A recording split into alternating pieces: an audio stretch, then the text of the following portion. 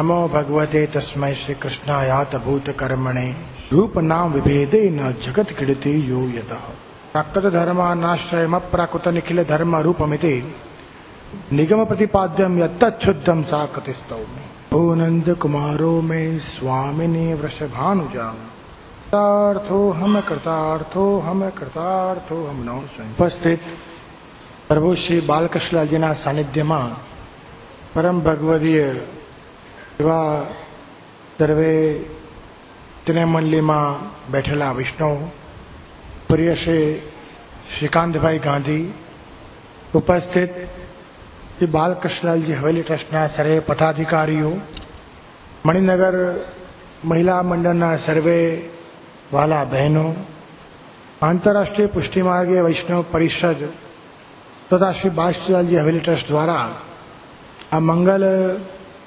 कार्यक्रम में उपस्थित सर्वे श्री वल्लभ चरण अनुरागी पुष्टि भक्ति मार्गीय एवा सत्संगना आग्रही अने महाप्रभुजीना प्रागट्य उत्सवना मंगल दिवसों में बहुत आनंद थी उत्साह थी सत्संगमय भक्तिमय उत्सव मनाववा तरबोळ थयेला वाला वैष्णवजनो गई कालनो दिवस कृष्णना आश्रय में दृढ़ थईने कलिकाल में पण ज्यां सौथी सरल कृष्णनो आश्रय छे ते महाप्रभुजीना अलौकिक द्वितीय स्वरूपथी आश्रय केवी रीते सिद्ध थाय तेनी थोड़ीक समझ आपणे प्राप्त करी।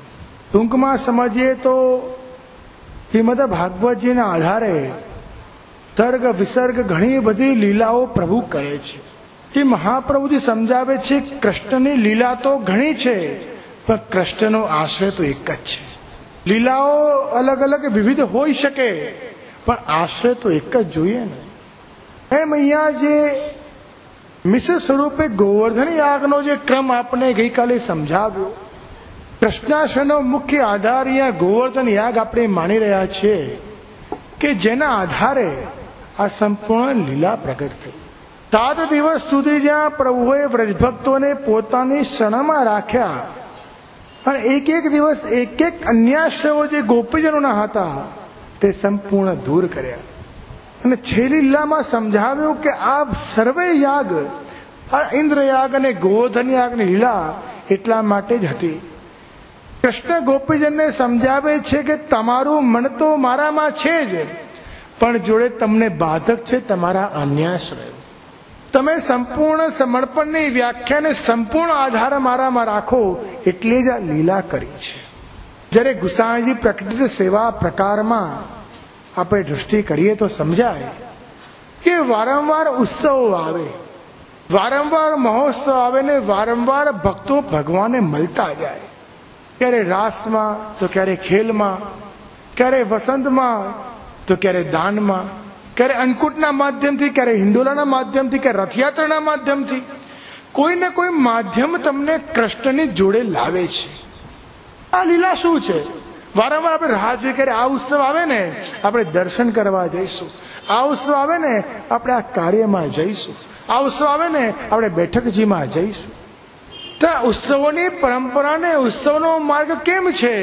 તો ગુસાઈજી એ જ સમજાવે છે કે વારંવાર પ્રભુને ભક્તોને મળવું છે। આ ઉત્સવોના માધ્યમથી તમને મળવાનું મિસ છે, બીજું પ્રભુને ઉત્સવમાં રસ નથી, ભક્તોમાં રસ છે। ભગવાનને ભક્ત હાજર થયો તે જ મોટો ઉત્સવ છે, એનાથી મોટો કોઈ ઉત્સવ નથી। તમારી હાજરી તમને લાગે હું દર્શન કરું છું પણ તમને ક્યાં ખબર છે કે પ્રભુ તમારું દર્શન કરે છે। એવું લાગે છે હું આવું છું પણ તમને એવું ક્યાં ખ્યાલ છે કે તને પ્રભુ બોલાવે છે। કહ સમજો આવો રે આવો, તમે ક્યાં આવી શકવાના હતા? પ્રભુએ તમને ખેંચ્યા છે, મહાપ્રભુજીએ તમને ખેંચ્યા છે। 84-52 વૈષ્ણવની વાર્તાઓ જો તમને સમજાય કે જ્યાં જ્યાં કોઈ ભક્ત જવાનો હોય તો ગુસાઈજી મહાપ્રભુજી એ સ્થળ ઉપર, તલાવ પર, એ જગ્યા પર પૂર્વથી બિરાજમાન હોય।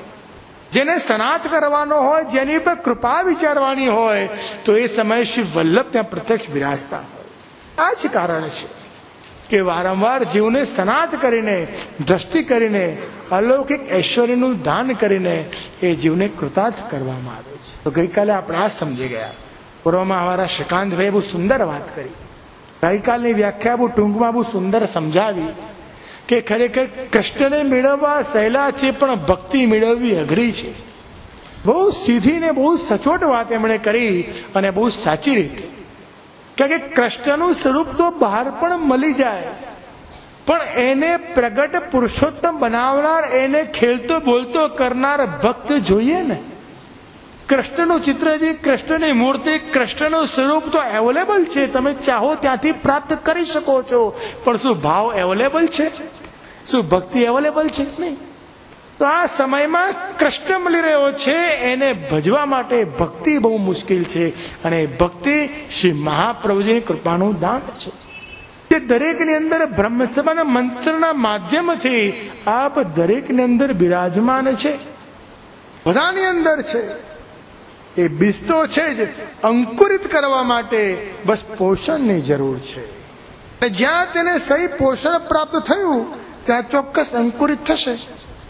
કૃષ્ણના મહાત્માને, કૃષ્ણના સ્વરૂપને સમજીએ અને કૃષ્ણમાં દ્રઢ થઈએ તો બીજ જરૂર અંકુરિત થાય. તેમાં ગ્રંથનો પાઠ તો આપણે વારંવાર કરતા જ હોઈએ. ઘણા કહે પાઠ કરવો જોઈએ, કૃષ્ણાશ્રય કરીએ તો માથું દુખે નહીં આપણું, કૃષ્ણાશ્રય કરીએ તો આપણી તબિયત સારી રહે. ઘણા બધા એવા તો કરતા હોય. એવું કે મને બી ઠીક નતું, વૈષ્ણવ મને કીધું છે કૃષ્ણાશ્રય કરો તો માથું ન દુખે. મેં કીધું બહુ સારું. ઘણા એવી બી ચર્ચાઓ કરતા હોય ને, ભલે કરે. અમને તો મહત્વ એ છે કે આ બહાને પણ વલ્લભના સ્તોત્રનો પાઠ તો થાય છે.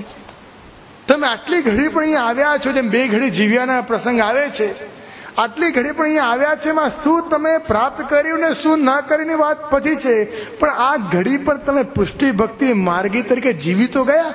મહત્વ તેનું છે. મહત્વ તેનું છે કે વૈષ્ણવનો સ્પર્શ કરીને વૈષ્ણવના સંગે બેસ્યા તો ખરા. મહત્વ તેનું છે. એ ઘડી ફલીભૂત તો થઈ. ચૈતન્ય મહાપ્રભુ અને મહાપ્રભુનો જે પક્ષ છે આ જ છે.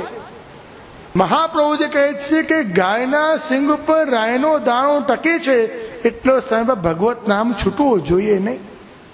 ચૈતન્ય મહાપ્રભુનો મત છે કે ગાયના સિંગ ઉપર રાયનો દાણો ટકે એટલી વાર બીજું ભગવત નામ લેવાઈ જાય તો જીવનું કલ્યાણ છે. પણ બંનેનો પક્ષમાં ફરક ક્યાં રહ્યો? બંનેનો એક ક્ષણ 2 ઘડી જીવ્યાની વાત આવે છે. બંને કહે છે કે આખો દિવસ ભલે ભગવત નામ લો, પણ એક વાર લીધેલું કૃષ્ણનું નામ જો કૃષ્ણની પાસે કૃષ્ણના કાનમાં આવી ગયું તો એ ઘડી તમારી ફલીભૂત થઈ. તો અહીંયા બેઠેલો એક શબ્દ પણ તમારા જીવનમાં ઘણી અસર કરી રહ્યો છે. અને સત્સંગની અસર દેખાય નહીં, મહેસૂસ થાય. અને અસર ક્યાં દેખાય? પ્રભુની સેવામાં, વૈષ્ણવના વ્યવહારમાં, જીવન જીવવામાં. જેમ કાજલ લગાવવાથી, અંજન કરવાથી તમને કંઈ ખબર ના પડે કે મેં શું કર્યું, પણ સ્વરૂપનું પરિવર્તન છે. એમાં સત્સંગ જીવનનું પરિવર્તન કરે છે. તમારું જીવન બદલાય છે સત્સંગથી. અને આ કલિકાલમાં સૌથી સરળ અને સૌથી પ્રથમ શ્લોકમાં આપણે જોઈએ તો 3 મતો અલગ અલગ છે. રઘુનાથજી આપણને સમજાવે છે કે આ પ્રથમ શ્લોક છે એ કલિકાલના માધ્યમથી ચાલી રહ્યો છે. કે કલિકાલના સમયમાં, આ કાલનો સમય જ્યાં પ્રભુનું નામ, કૃષ્ણ નામ છૂટી જાય તો બધું છૂટી જાય છે. જ્યાં પ્રાખંડ પ્રચુર લોકે થયો છે, જ્યાં બધા માર્ગો નષ્ટ થયા હોય, ત્યાં કાલમાં કૃષ્ણ જ મારું શરણ છે.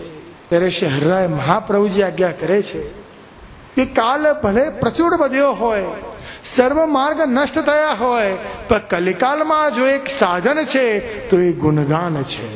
જેમ પ્રથમ શ્લોકનો મુખ્ય આધાર કાલ છે, તેમ શ્રી હરિરાયજી કહે છે કે એનાથી બચવાનો મુખ્ય આધાર ગુણગાન છે. તો આજે આપણે પ્રથમ શ્લોકનો પ્રારંભ કરીને ગ્રંથને આગળ વધારીએ, જેનાથી આપણને ટૂંકાણમાં ને વિસ્તૃત રીતે એક એક શ્લોકનું, એક એક રસનું મહાત્મ્ય આપણને પ્રાપ્ત થાય. શ્રી ગોકુલનાથજી તો આ ગ્રંથને બહુ માનલેલા અને રસાત્મક દ્રષ્ટિએ જુએ છે. પણ આપણે શ્રી હરિરાયજી અને શ્રી રઘુનાથજી મહારાજની ટીકાને સાથે લઈને ચાલી રહ્યા છીએ. વાલા વૈષ્ણવ, આપ પણ પુસ્તક લાવ્યા હોય તો ચોક્કસ પ્રથમ શ્લોક પર ધ્યાન આપો અને સમજવા પ્રયત્ન કરો. મહાપ્રભુજી ભુલા મિશ્રજીને